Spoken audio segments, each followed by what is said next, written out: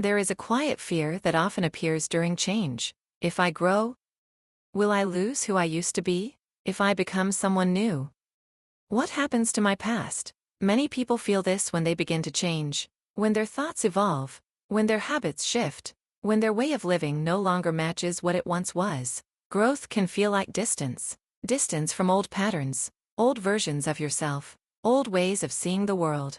And sometimes, this distance creates uncertainty, a sense that something familiar is slowly fading. But becoming someone new does not require you to erase your past. Your past is not something you need to remove. It is something you carry differently. Every version of yourself once had a reason to exist. The way you thought, the way you reacted, the choices you made, even the moments you may not fully understand today. They were part of your process, part of your learning, part of your becoming. Sometimes people try to disconnect from their past. They feel embarrassed by who they used to be.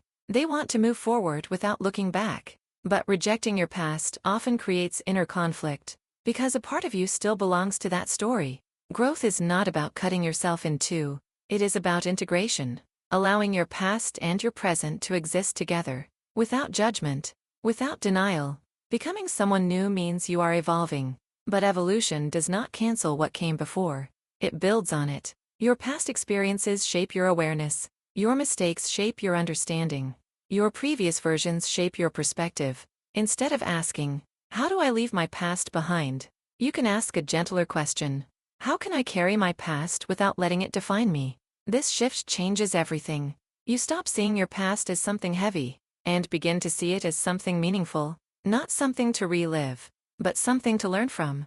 As you grow, some parts of your past will feel distant, not because they disappear, but because you have changed. You understand things differently. You respond differently. You see life through a new lens. And this is natural. You are not meant to stay the same forever, but you are also not meant to reject your own story. There is strength in acknowledging who you were, even if that version of you no longer represents who you are today. Because that version helped you arrive here. Becoming someone new is not about replacing yourself. It is about expanding, allowing new layers of understanding to appear, while respecting the path that brought you here. You can grow without forgetting. You can change without denying. You can move forward without losing your past. And sometimes, the most complete version of yourself is not the one that erased the past, but the one that made peace with it.